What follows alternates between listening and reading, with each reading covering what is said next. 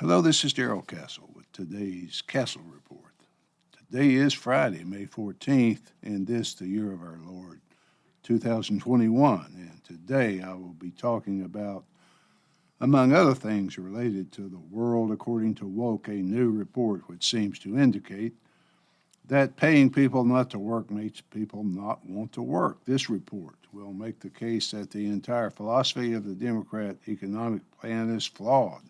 The entire Democrat approach to government is based on lies and will lead inevitably to chaos and violence. The Castle family is doing just great this weekend as the state of Tennessee is scheduled to come off the mandatory mask mandate. Most people seem convinced that when the masks come off tomorrow, the virus will be less infectious than it is today, so I sure hope that is the case. The family daughter has her husband back in Southern California. He seems to be adjusting quite well to his return to civilization, if you can refer to California in such fashion.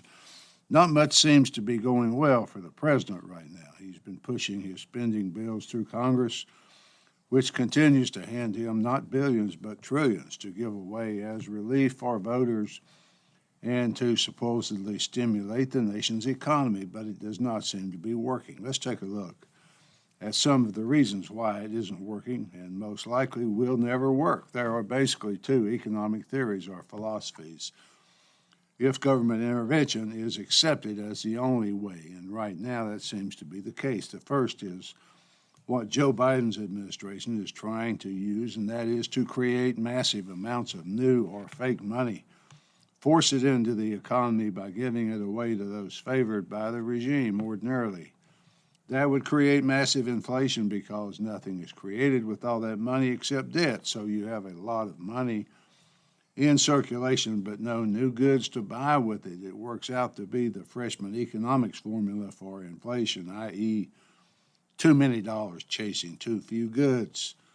To prevent the inflation from happening, the government taxes the labor of those working to take the money out of circulation. They put it in, then they take the people's labor through tax. The second theory, or philosophy of economics, is virtually the opposite of the first. Money is not created and infused into the economy through various means. Instead, taxes are lowered on working people, thereby putting more money in circulation. Taxes are reduced on business, allowing production to increase so that goods people want to buy are made. It would take courage and a little faith to decrease taxes in the face of rising debt and rising deficits, but history has shown us that doing so actually increases government revenue and lowers the deficit. Why does the government have to intervene in the economy at all? Shouldn't the government just let the free market solve the various ups and downs through its relentless destruction and replacement? Yes, that's the correct answer, but it's far too late for that. Government insists it is in control of everything and will solve every problem. The people, therefore, hold the government accountable for every problem that occurs. Why doesn't the government do something to fix this? That is the common refrain. I suppose we can blame 100 years of government schools for the ignorance of what government is actually constitutionally empowered to do. So, in that regard, the April jobs report shows us some very troublesome signs among the economy. There were 266,000 jobs created in April, but it takes 275,000 to break even. In addition, the president predicted that 1 million new jobs would be created in April, so his program is not working as he predicted. There were 473,000 new applications for unemployment benefits in April, increasing the total of about 7 million unemployed but qualified to work in good health and of working age.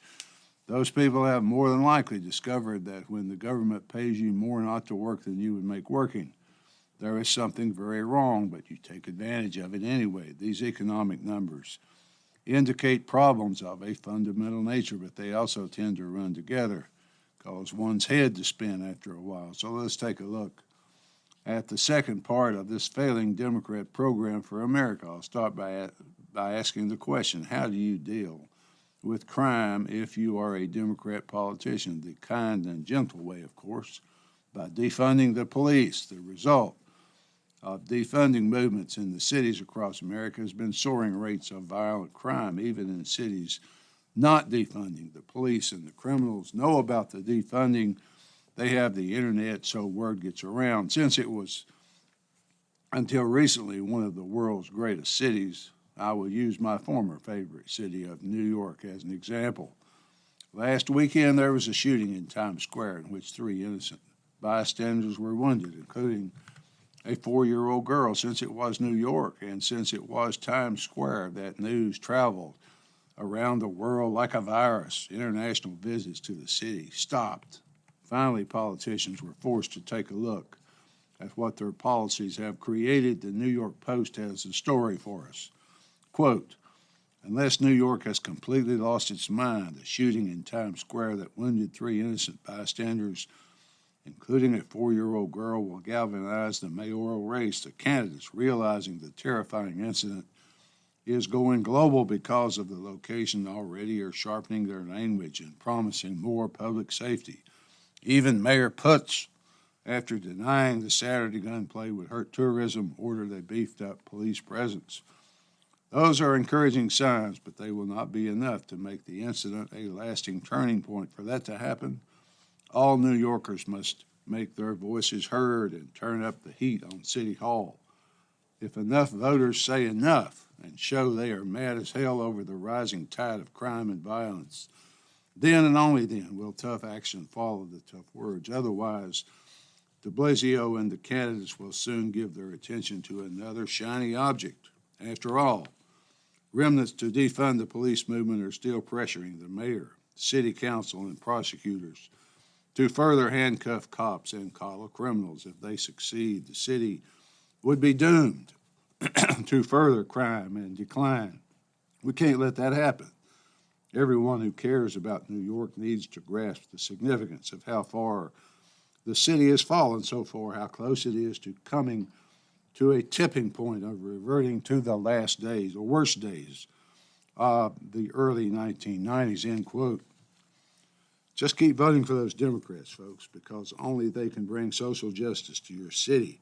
By the way, what changed in 1993 that the Post referred to that turned the city around and made it safe? Well, Rudy Giuliani was elected mayor. Let's look for a moment at some of the figures the Post reporter was talking about. Overall index crime in New York City rose 30.4% in April, compared with April of 2020, driven by a 66% increase in grand larceny, a 35.6% increase in felony assault.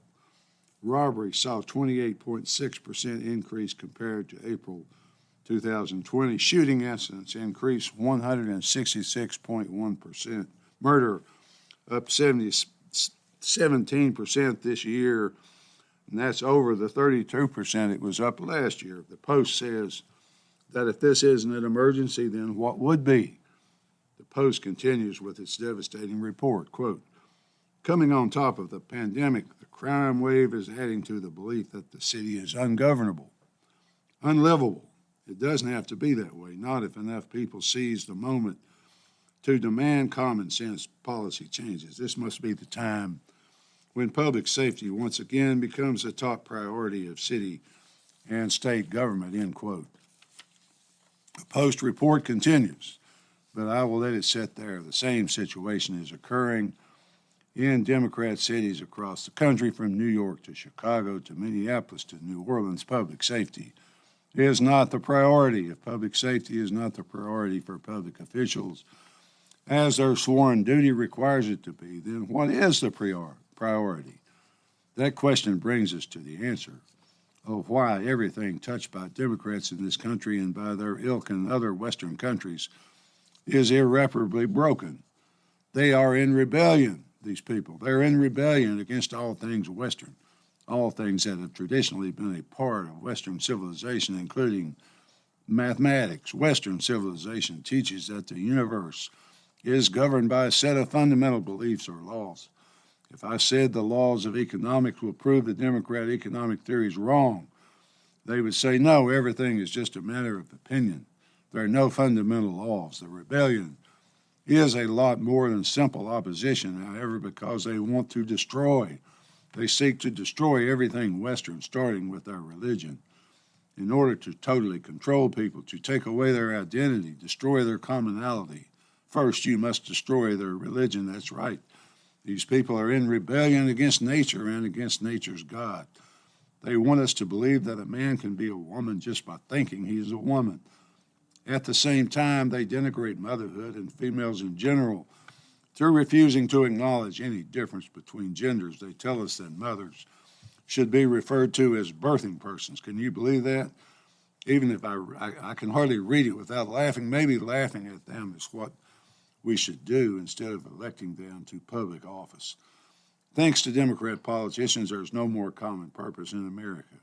There's no more common good. The only things that matter is what is good for my race, my gender, etc. They only know violence can stop them. And only violence can take back our cities, but they also know that state violence is reserved for Trump supporters. Their world believes that it is conquered, but it has yet to reign supreme through a mopping up campaign. When that is accomplished, then an enlightened elite will manage the world using state power and violence to end poverty, end war, and especially racial disparity. We will live in a brave new world then. Finally, folks, our enemies do not seek knowledge or consensus through debate.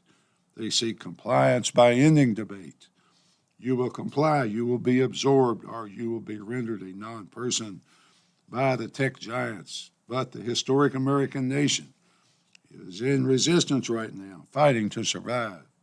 Grassroots people, state officials across red state America are rejecting critical race theory and struggling to regain their children. Perhaps a mainline political party should step up and endeavor to help them. At least that's the way I see it. Till next time, folks, this is Darrell Castle. Thanks for listening.